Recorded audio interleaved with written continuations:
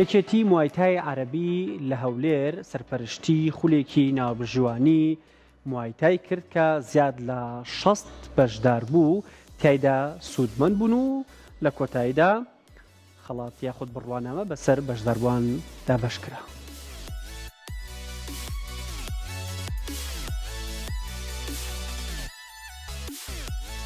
خولی ناوبژوانی موایتای عراقی لە هەولێر کۆتایی هات لە هۆڵی بەڕێوەبەرایەتی گشتی وەرزش لە هەولێر کۆتایی بە خولێکی ناوبژوانی یاری موایتای عراق هات کە ماوەی چەند ڕۆژێک لە هەولێر بەڕێوە چوو. خولەکە بە سەرپەرشتی یەکێتی موایتای عەرەبی و بە هەماهەنگی لەگەڵ بەڕێوەبەرایەتی گشتی وەرزش بەڕێوە چوو کە زیاد لە 60 کەس بەشدار بوون. لە ڕێوڕسمی کۆتاییدا بەڕێوەبەری گشتی وەرزش سەرداری ئیسماعیل و مستەفا جەبار عەلەک سەرۆکی یەکێتی موایتای عراق بڕوانامەیان بەسەر بەشداربوانی خولەکە دابەش کرد کە ژمارەیەک ناوبژوانی کوردی شارەکانی کوردستانیش تیایدا بەشدار بوون و بڕوانامەیان وەرگرت.